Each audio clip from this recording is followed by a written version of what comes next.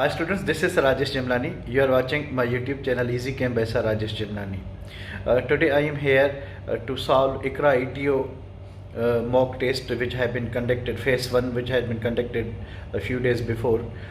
They requested me to solve this test, so I am here with you people to solve each and every aspect of this test.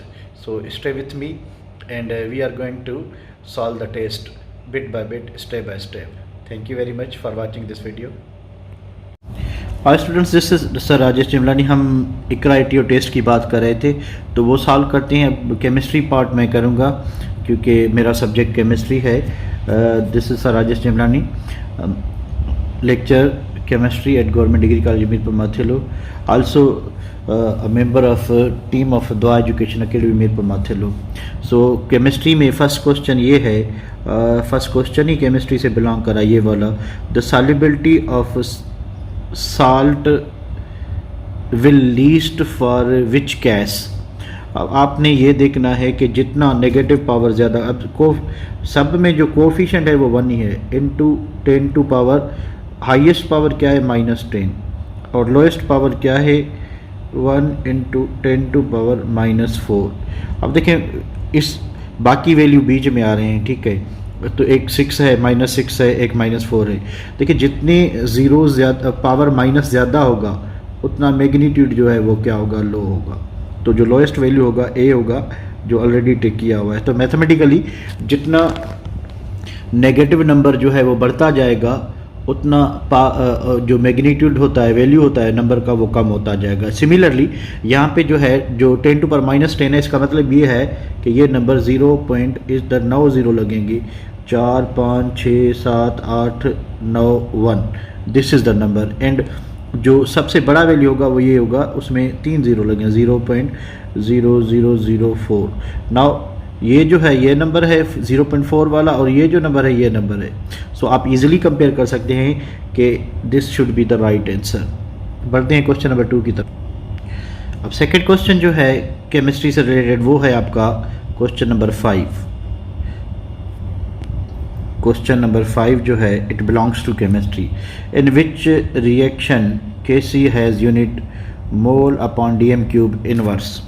अब देखिए किसी भी reaction का अगर आपने Kc value या unit find करना है तो सिंपली आपका जो फार्मूला है mole upon dm³ power delta n. So this is the simple formula by which you can find the value unit of Kc. अब what is delta n? Delta n is equal to n products यानी moles of product minus n reactants, moles of reactant. आपने product के मोल को reactant के मोल से minus करना है, फिर जो वैल्यू आए उधर ऊपर लगाना है, ठीक है. अब देखें प्रोडक्ट के वैल्यू से पहले तो हम फोकस करते हैं करेक्ट आंसर क्या है इसको, ठीक है. अब इसमें ये है कि PCl3 Cl2, अब रिएक्टेंट साइड जो है PCl3 और Cl2 2 मोल्स हैं और प्रोडक्ट साइड PCl5 1 मोल है. तो 1 - 2 इज इक्वल टू क्या होगा, -1. तो यहाँ पे सीधा जो यूनिट लगेगा मोल अपॉन dm³ पावर -1. अब इसका मतलब यही इसका आंसर है, ठीक है. तो this is the correct answer.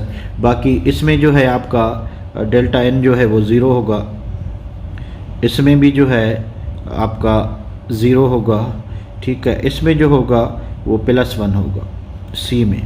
So D is the correct option के -1 होगा, ठीक है. या ये -1 का मतलब ये भी है कि ये 1 अपान, ये क्या है 1 अपान मोल पर dm³ है. आप इसको इस तरह से भी लिख सकते हैं कि ये भी सही है, यानी ये दोनों सेम है. और तीसरा इसका जो सेम हो सकता है dm³ अपान मोल, dm³ अपान मोल, ये भी सही है. ये तीनों एक हो गए, this one and this one. बढ़ते हैं क्वेश्चन नंबर. अब केमिस्ट्री से रिलेटेड जो क्वेश्चन नंबर 14 है, ये थर्ड क्वेश्चन है केमिस्ट्री का.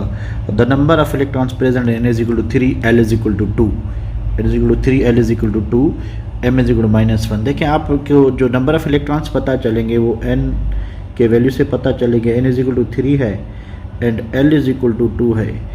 You previously know that l is equal to 0 electron s में होगा, l is equal to 1 electron p में होगा, if l is equal to 2 electron d में होगा, अगर 3 होगा तो फिर f में होगा।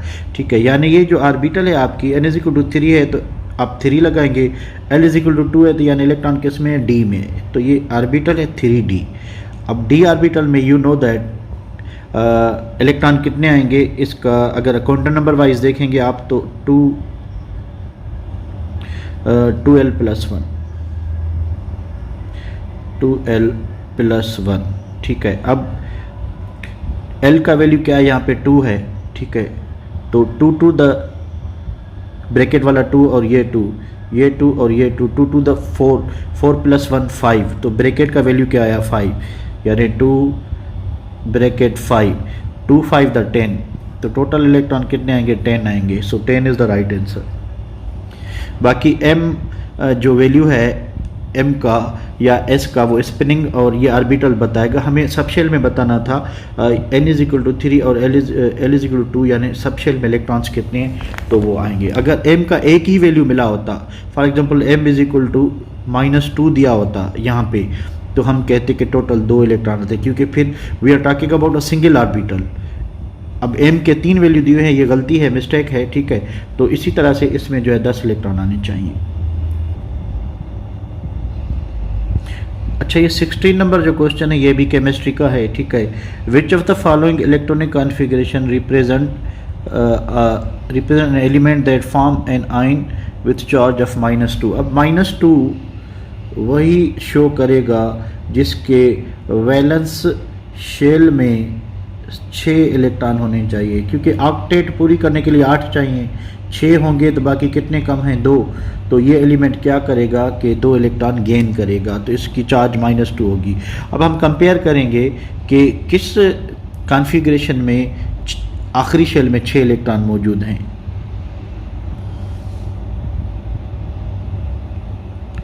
अब देखें ए ऑप्शन में अब आपको वैलेंस शेल का पता कैसे चलेगा, आपने n वैल्यू को फोकस करना है कि हाईएस्ट n वैल्यू क्या है, जो हाईएस्ट वैल्यू होगा वही आपका वैलेंस शेल होगा। अब देखें इसमें इन केस ऑफ डी आपने क्या करना है, n-1 को भी इंक्लूड करना है, क्योंकि 3d ऑर्बिटल 4s के बाद फिल होती है। ठीक है, अब इसमें यह है कि आपने जो है वो देखना है जिसमें आखिरी शेल में 6 इलेक्ट्रॉन हो। ठीक है, तो इसको ज़रा करेक्ट ऑप्शन को हम फोकस करें तो इसका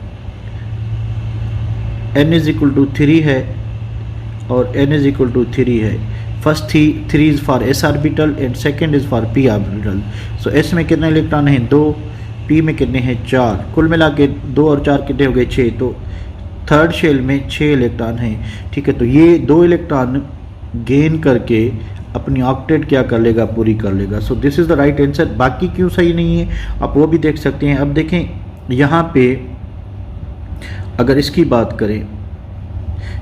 करें तो इसके आखिरी शेल में जो है 2 इलेक्ट्रॉन हैं और इसके पेनल्टीमेट शेल जो है वो भी इनकम्प्लीट है, उसमें जो है 3 इलेक्ट्रॉन डी में है। तो ये जो है पहली बात तो ये ट्रांजिशन एलिमेंट है, ट्रांजिशन एलिमेंट जो है नेगेटिव वैलेंसी शो नहीं करते। ठीक है, सो हमने नॉर्मल एलिमेंट ही देखना है, तो इस वजह से ये भी कैंसिल हो गया क्योंकि ये भी ट्रांजिशन एलिमेंट है, और उसके बाद ये भी कैंसिल हो गया, ट्रांजिशन एलिमेंट है। अब ये नॉर्मल एलिमेंट है पर इसके आखिरी शेल में कितने इलेक्ट्रॉन हैं, 5 है, तो 5 वाला जो है -3 शो करेगा, नॉट -2।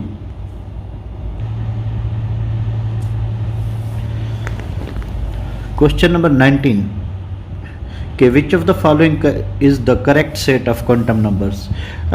इस टॉपिक से रिलेटेड अगर आप फर्दर एग्जांपल्स देखना चाहते हैं, आप सीखना चाहते हैं कि by which tricks and tactics आप जो है क्वांटम नंबर के क्वेश्चंस इजीली सॉल्व कर सकते हैं, तो आप मेरा YouTube channel Easy Chem by sir Rajesh Jemlani visit करें। मैं इस वीडियो की डिस्क्रिप्शन में लिंक लगा दूंगा, उसमें क्वांटम नंबर से रिलेटेड, गैस लॉ से रिलेटेड और भी वैलेंस बॉन्ड थ्योरी से रिलेटेड, मॉलिक्यूलर ऑर्बिटल थ्योरी से रिलेटेड काफ़ी ट्रिकी क्वेश्चंस रखे हुए मैंने MCQ, तो वो आप देख सकते हैं, आपको हेल्पफुल रहेंगे।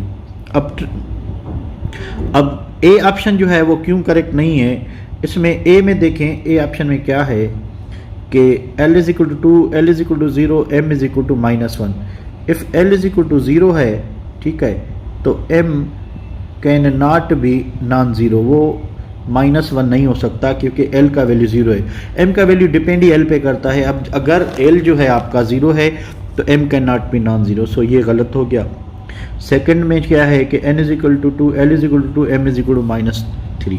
अब ये क्यों गलत है कि इसमें n इज इक्वल टू जो है sorry L is equal to जो है वो है 2 and M is equal to जो है that can not be greater than 2। अगर L 2 है तो M 2 से ज़्यादा नहीं हो सकता। इसमें क्या है कि L जो है वो 2 है और M जो है -3 लिखा हुआ है, यानी एक नंबर बढ़ गया, इट्स नॉट पॉसिबल, तो ये गलत हो गया। अच्छा, ये क्यों गलत है? ये लास्ट वाला L is equal to 3, L is equal to 3। देखें N जो है अगर उसका मैक्सिमम वैल्यू 3 है तो L जो है उसका वैल्यू 3 से क्या होना चाहिए? कम होना चाहिए, लेस देन कम, क्योंकि L इज इक्वल टू होता है n-1। तो अगर ये मैक्सिमम 3 है तो L मैक्सिमम जो है क्या होना चाहिए? Less than 3। It could B 2, 1 और 0। सो इससे रिलेटेड जितनी भी जो है लॉजिक्स या ट्रिक्स होती हैं क्वांटम नंबर से रिलेटेड, वो मैंने अपनी वीडियो में रखी हुई है कि MCQs tricks to solve MCQs of quantum numbers by sir Rajesh Chemnani. आप ये गूगल पे भी सर्च कर सकते हैं। बढ़ते हैं हम नेक्स्ट क्वेश्चन की तरफ। क्वेश्चन नंबर 21 जो है ये भी केमिस्ट्री का है। Which of the following is has very low lattice energy and high solvation energy? Lattice energy कम हो और सॉल्वेशन एनर्जी ज़्यादा हो, यानी कंपाउंड जो है वो सॉल्युबल होना चाहिए। वो आयनिक कंपाउंड सॉल्युबल होते हैं जिसकी लेटाइस एनर्जी जो है should be less than hydration energy और सॉल्वेशन एनर्जी। तो ये कंपाउंड पानी में डिज़ोल्व होते हैं, ठीक है। अब ये टेक्स्ट बुक की लाइन है। लाइन क्या है कि sulphates, फास्फेट्स and fluorides of what? Calcium, strontium, barium are insoluble in water। क्यों? Because their lattice energies are very high as compared to their hydration energy। तो ये बुक की लाइन है कि इनकी लेटाइस एनर्जी बहुत ज़्यादा होती है और हाइड्रेशन एनर्जी इनकी कम होती है, that is why they are insoluble. तो सीधी बात है, तो एक ही ऑप्शन रह गया, क्योंकि ये स्ट्रॉन्शियम सल्फेट है, कैल्शियम फ्लोराइड है, बेरियम सल्फेट है, तो ये पोटाशियम ब्रोमाइड ही रह गया। ये ईजिली जो है पानी में क्या हो जाएगा? डिज़ोल्व हो जाएगा। क्वेश्चन नंबर 24 ये है कि विच of the following molecule is trigonal planar? अब देखें, अगर बात करें अमोनिया की, तो अमोनिया जो है उसके पास एक लोन पेयर है और 3 बॉन्ड पेयर है विथ हाइड्रोजन। ये पैरामेडल शेप है, ठीक है।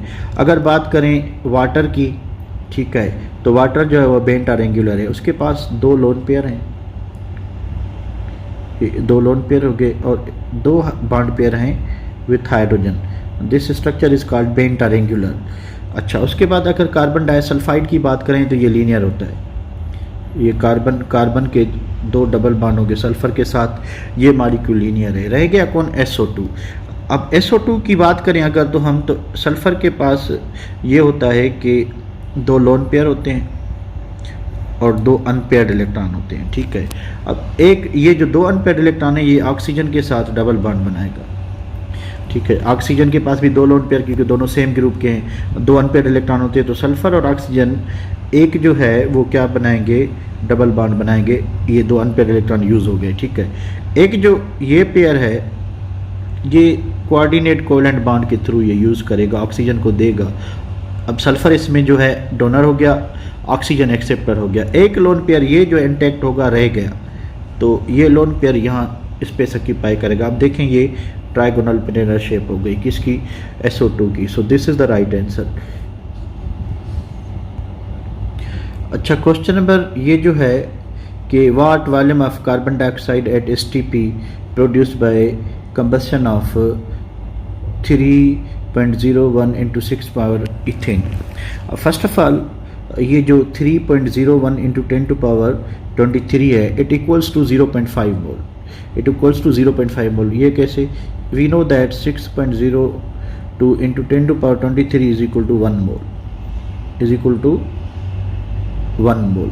तो ये हाफ है इसका 3.01 इंटू 10⁻23। अब 6 का 3 हाफ है, तो ये इसमें मोल्स कितने होंगे? 0.5 मोल्स। अच्छा, पहली बात हमें 0.5 मोल्स है। दूसरी बात ये कि मॉलिक्यूल कौन सा है? इथेन है। इथेन की स्ट्रक्चर क्या होगी? C2H6। क्या करें उसको? हम कंबस्शन करें उसकी, ठीक है, ऑक्सीजन। अब देखें, हाइड्रोकार्बन में जितने भी कार्बन होंगे आप उतने कार्बन डाइऑक्साइड बना लें। कार्बन डाइऑक्साइड बन गए, उसके बाद जितने हाइड्रोजन है उसके हाफ वाटर बना लें, हाफ वाटर बन गए, ठीक है। तो 1 मोल इथेन से 2 मोल कार्बन डाइऑक्साइड बन रहे हैं। 1 मोल C2H6 produces 2 mole carbon dioxide, ठीक है। तो अगर इसको हाफ करें तो मोल्स कितने बनेंगे? 0.5। सॉरी, कार्बन डाइऑक्साइड के कितने मोल बनेंगे? अगर 1 मोल से 2 मोल बन रहे हैं तो हाफ मोल से इसको भी हाफ करेंगे तो 1 मोल बनेगा, ठीक है। अब 1 मोल का वॉल्यूम कितना होता है? We know that 22.4 dm³। तो जहाँ पे 24 dm³ आंसर हो, this is the right answer, 24 dm³।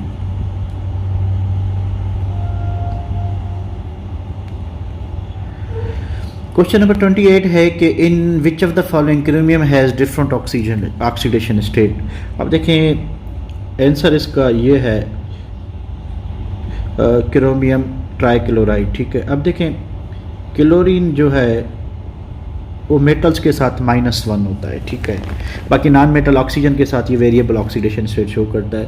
अब अगर क्लोरीन -1 है तो क्रोमियम पर +3 चार्ज होनी चाहिए, कि अगर आपका जो क्लोरीन है वो -1 है, ठीक है, तो कितने क्लोरीन है इसमें? 3 है। अब 3 है तो क्रोमियम पे चार्ज जो है वो कितनी होनी चाहिए? +3। तो ए में क्रोमियम +3 है, ठीक है। अच्छा, बी जो है आपका ये है, इसमें 2 potassium, potassium belongs to first group, 2 potassium, तो टोटल प्लस चार्ज होगी 2 होगी, ठीक है। क्रोमियम का फाइंड करना है तो क्रोमियम इधर लिखते हैं। ऑक्सीजन की -2 होती है, 4 ऑक्सीजन है, -2 × 4 करेंगे, ठीक है, -2 × 4 करेंगे तो -2 × 4 क्या हो जाएगा? -8। -8 इज इक्वल टू क्या होगा? 0। अब क्रोमियम की फाइंड करनी है तो क्रोमियम इज इक्वल टू क्या होगा? ये वाला 2 इस साइड पे ले जाएंगे तो ये -2 हो जाएगा, और ये वाला 8 इस साइड पे ले जाएंगे तो ये प्लस हो जाएगा। तो यहाँ पे क्रोमियम जो है वो +6 है। आप इसी तरह से ऑक्सीडेशन नंबर जो है इसका अगर देखेंगे CrO3 का, ऑक्सीजन -2 है, इनटू क्या करेंगे 3, तो ये हो जाएगा इक्वल टू -6। अगर ऑक्सीजन पे टोटल चार्ज -6 है तो क्रोमियम पे +6 होनी चाहिए। तो इसमें भी क्रोमियम +6 है, इसमें भी +6 है, इसमें भी +6 होगी। सेम वे में आप कर सकते हैं।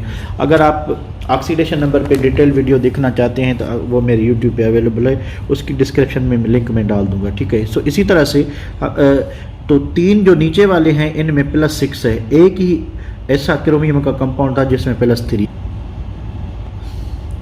अब 29 क्वेश्चन ये है कि फॉर द रिएक्शन AB, ठीक है, A + B C + D। अब Kc इज इक्वल टू होगा किसके बराबर?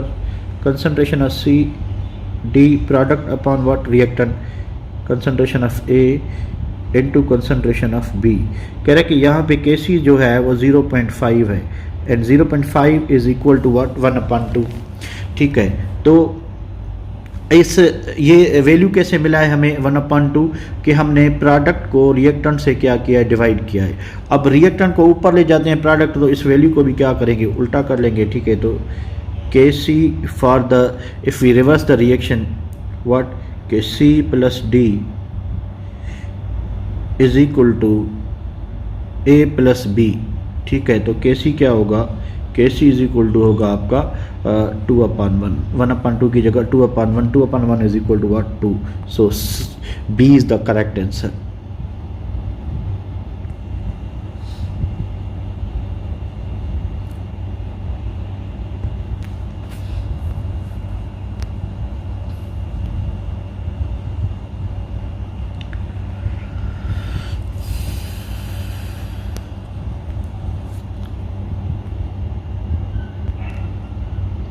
क्वेश्चन नंबर 48 ये कह रहा है कि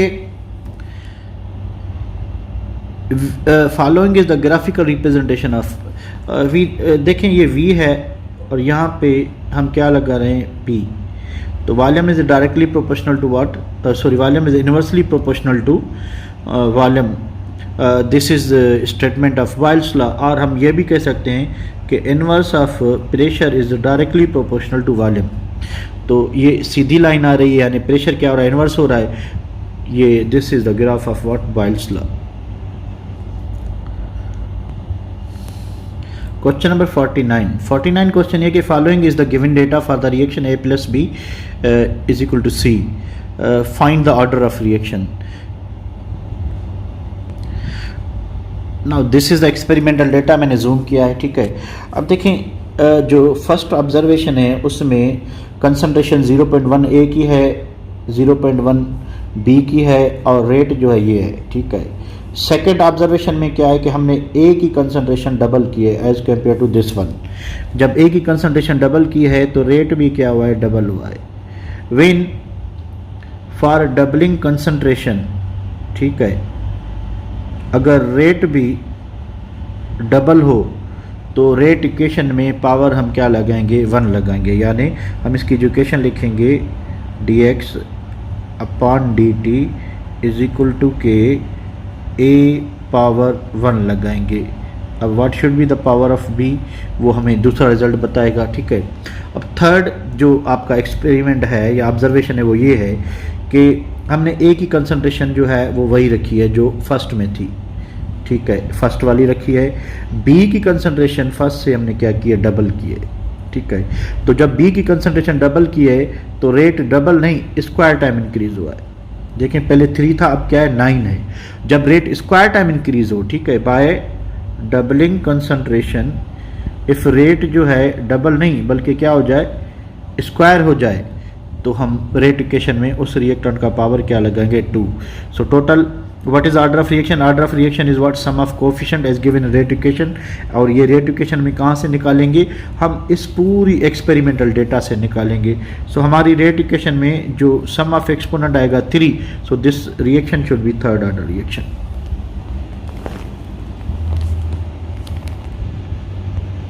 क्वेश्चन नंबर 58 सिंपल है कि which are the following represent mathematical form of first law of thermodynamics.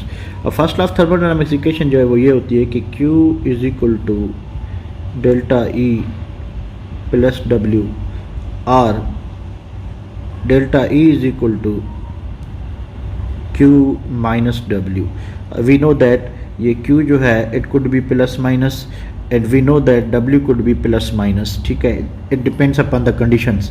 सो आप इन दो इक्वेशंस में देखें कौन सी मैच करी है। मैं करेक्ट को फोकस करता हूँ। Q is equal delta E plus W, Q is equal delta E plus W। So this is the right answer, there is no logic. Question number 59 ये है, ये भी केमिस्ट्री से रिलेटेड है कि in which of the following reaction Kc is greater than Kp। देखें ये decide होता है किससे, ये डिसाइड होता है आपका डेल्टा एन के वैल्यू से। If delta n is positive, if delta n is positive, if this is the first case, if delta n is positive Kp is greater than Kc। Delta n कैसे निकालते हैं, मैंने ऊपर आपको बताया था कि प्रोडक्ट मोल्स को माइनस करते हैं रिएक्टेंट मोल से। N is the moles and P is the product, N is the moles and reactant. तो अगर प्रोडक्ट के मोल्स को माइनस करते हैं रिएक्टेंट से और पॉजिटिव आता है तो क्या होगा कि Kp ग्रेटर देन क्या होगा, Kc होगा। Second case, if delta N is negative then क्या होगा कि Kc is greater than Kp। Other words में कहें तो अगर रिएक्टेंट के मोल्स ज़्यादा होंगे प्रोडक्ट से तो Kp is greater than Kc is greater than Kp होगा। अगर मोल्स इक्वल होंगे तो Kp is equal to Kc होगा, ठीक है। सो हमने वो ऑप्शन देखना है जिसमें रिएक्टेंट के मोल ज़्यादा हों। So B is the correct option. यहाँ पे देखें कि डेल्टा एन ज़ीरो है, डेल्टा एन ज़ीरो है इस ऑप्शन में, तो Kp is equal to Kc होगा। यहाँ पे क्या है कि डेल्टा एन पॉजिटिव है, पॉजिटिव है तो इस केस में क्या होगा कि Kp ग्रेटर देन होगा। यहाँ पे देखें डेल्टा एन जो है वो ज़ीरो है तो इसमें ए ऑप्शन में भी के पी इज इक्वल टू के सी, डी ऑप्शन में भी के पी इज इक्वल टू के सी, सी ऑप्शन में आपका क्या होगा कि डेल्टा इन पॉजिटिव है, के पी इज ग्रेटर देन होगा। यहाँ पे फिर सिर्फ क्या होगा कि के सी इज ग्रेटर देन के पी।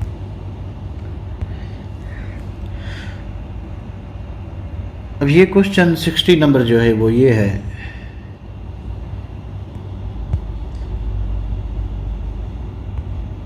क्वेश्चन नंबर 60 ये है कि the rate equation for the reaction is given by के ए स्क्वायर बी, ठीक है, तो what should B unit of के। अब इसमें ये है कि रेट का जो यूनिट होता है वो होता है mole upon D M cube into second per second is equal to कह रहा है के, और मोल्स कितने हैं, तीन मोल हैं, ठीक है। देखें 3 मोल कैसे हैं, ये ए स्क्वायर और बी, ठीक है। अब हम यहाँ पे लिखेंगे यानी mole square DM power 6 for A into क्या है बी के लिए mole upon D M cube, mole upon D M cube, ठीक है। अब हमें यूनिट चाहिए किसका, के का, तो इस चीज़ को इधर लाएंगे तो ये सिचुएशन क्या होगी कि mole upon D M cube into second यहीं रहेगा, इंटू क्या होगा, इसको इधर लाएंगे तो ये रिवर्स हो जाएगा, यानी डी एम पावर 6 ये ऊपर चला जाएगा, D M power 6 divided by mole square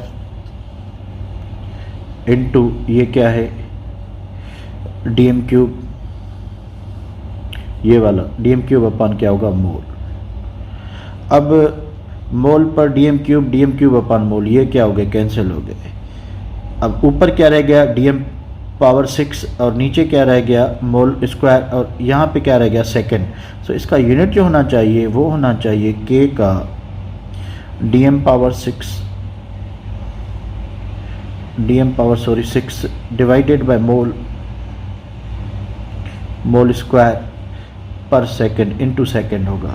so this should be the right answer. I think इस आंसर में या तो कोई मिस्टेक है या फिर मैं मिस्टेक कर रहा हूँ, ठीक है। सो मेरे हिसाब से इसका जो यूनिट होना चाहिए वो mole inverse square D M power 6 तो सही है ना, ठीक है, ये मोल इनवर्स स्क्वायर है, सही है, मोल इनवर्स स्क्वायर और पर सेकेंड ये भी सही है, D M power 6। So this is the right answer. So this way आपको ये क्वेश्चन करना।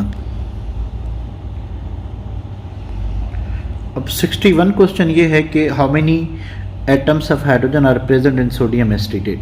अब 41 ग्राम्स हैं। अब इसका जो 1 मोल का मास है वो 82 है, 82 का 41 हाफ है। इट मीन्स के we are given half mole किसका, सोडियम एसीटेट का। अब देखें 1 mole sodium acetate 1 mole sodium acetate में 1 मोल सोडियम एसीटेट में हाइड्रोजन कितने हैं, 3 मोल हाइड्रोजन एटम्स हैं, ठीक है, और these are the 3 hydrogen atoms. So हमारे पास है हाफ मोल, तो इसको भी हाफ करेंगे यानी 3/2 मोल हाइड्रोजन एटम्स हो जाएंगे। सो 3/2 Na is the right answer.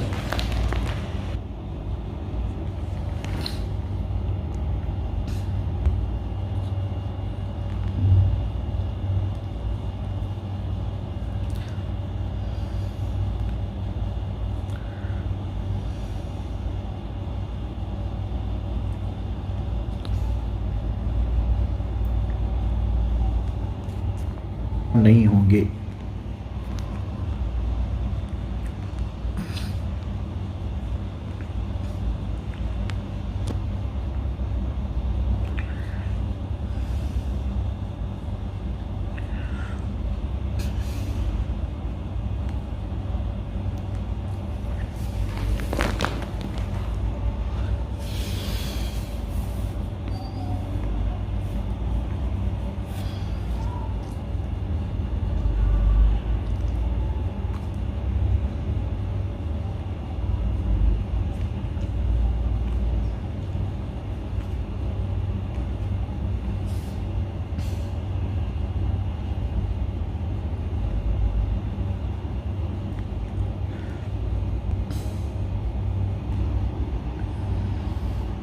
Question number 79 ये है कि 2SO2 plus O2 plus heat. अब प्लस हीट का मतलब ये है कि प्रोडक्ट के साथ हीट रिलीज़ हो रही है, ये रिएक्शन एक्सोथर्मिक है, ठीक है।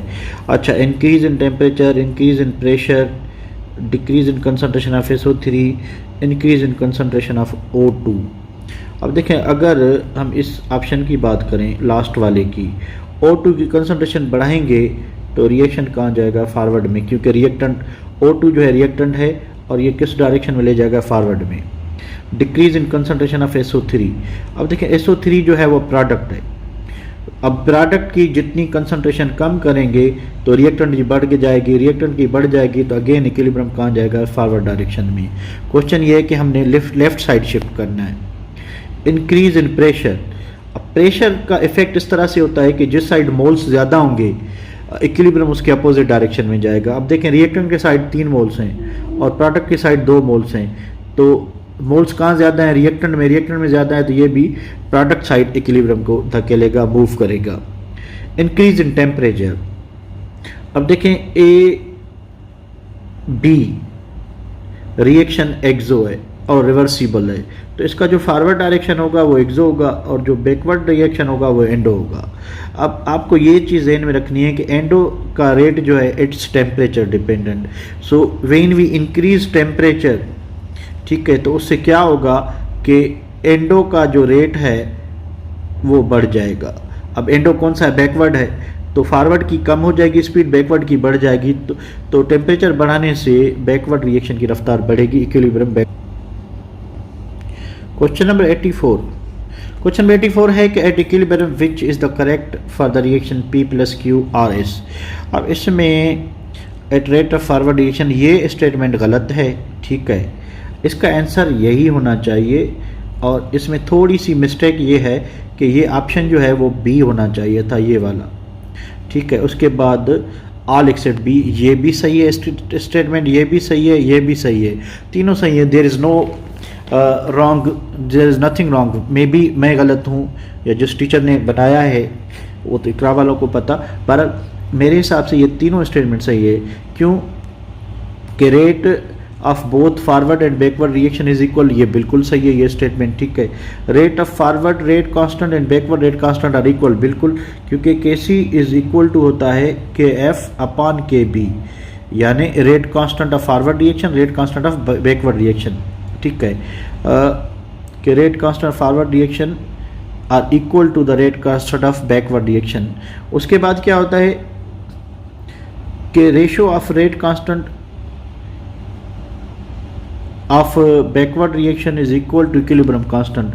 अब देखिए, रेशियो जो ये forward rate constant forward reaction है, रेट कांस्टेंट बैकवर्ड रिएक्शन है, इसका किसके बराबर है? रेशियो Kc के बराबर, तो ये सही होने चाहिए, ठीक है। खैर, तो मेरे हिसाब से ऑप्शन जो है वो ये होना चाहिए, ऑल एक्सेप्ट बी, और ये स्टेटमेंट बी में होनी चाहिए। क्वेश्चन नंबर 94 ये है कि विच of the following has highest viscosity. देखिए, हाईएस्ट विस्कोसिटी ये है ग्लिसरीन, ठीक है, या आप इसको ग्लाइसरोल भी कह सकते हैं। अब इसमें 3 हाइड्रोजन बॉन्ड हैं, ठीक है। इसमें ये इथाइलिन ग्लाइकोल में 2 हाइड्रोजन बॉन्ड हैं, ठीक है। ये एसीटोन में there is no hydrogen bond, ethyl alcohol में देयर इज 1 हाइड्रोजन बॉन्ड, ठीक है, 1, 3 एंड 2। अब देखिए, इंटरमॉलिक्यूलर फोर्सेस में हाइड्रोजन बॉन्ड सबसे स्ट्रांग इंटरमॉलिक्यूलर फोर्स होती है और ग्लिसरीन में 3 हाइड्रोजन बॉन्ड है, सो यही होगा। लास्ट क्वेश्चन है 95। A compound containing 48% carbon, 20% hydrogen and 32% oxygen, what should B empirical formula of the compound. देखिए, मैं अभी आपको जो ट्रिक बता रहा हूँ उसमें यह होता है कि हम कंपाउंड का फार्मूला मास निकालते हैं, ठीक है। वैसे ये लंबा चौड़ा प्रोसेस हो जाता है कि पहले आप परसेंटेज से मोल रेशो निकालें, फिर एटॉमिक रेशो निकालें, उसके बाद एम्पिरिकल फार्मूला जो है बनेगा, ठीक है। मैं आपको बता रहा हूँ कि हम किसी भी एक एलिमेंट की परसेंटेज लेंगे। देखिए, हमें इंफॉर्मेशन ये है कि 48% कार्बन है, ठीक है। हम क्या करेंगे तो 48% ऑफ एक्स मास, और वो मास कितना है वो हमने फाइंड करना है, इज इक्वल टू 12 ग्राम, क्योंकि कार्बन का मास कितना है 12 है, ठीक है। तो 48% का मतलब ये होता है कि 48 डिवाइडेड बाय 100। अब हमें यहाँ पे क्या होगा कि 48/100 x mass is equal to 12, तो x इज इक्वल टू क्या होगा, x इज इक्वल टू होगा 1200 डिवाइडेड बाय 48। ठीक है, अब 12 का टेबल 48 पे 4 टाइम्स, तो ऊपर क्या हो गया, ऊपर हो गया 100, नीचे हो गया 4। ठीक है, 100 का टेबल 40, 100 का 4 का टेबल 100 पे 25 टाइम्स, यानी कंपाउंड वो होगा जिसका मॉलिक्यूलर मास 25 होना चाहिए या इसका इंटीजर मल्टीपल, यानी आप इसको इंटू 1 करें, 2 करें, 3 करें, 4 करें, 5 करें, जिस भी कंपाउंड का मास 25 का मल्टीपल होगा वो आंसर करेक्ट होना चाहिए। ठीक है, अब डी ऑप्शन जो है, जो करेक्ट है, मैं दूसरों को नहीं लिखता, उसमें यह है कि C2 है 2C यानी 24, और H10 है यानी 10, और उसके बाद क्या है 1 ऑक्सीजन यानी 16।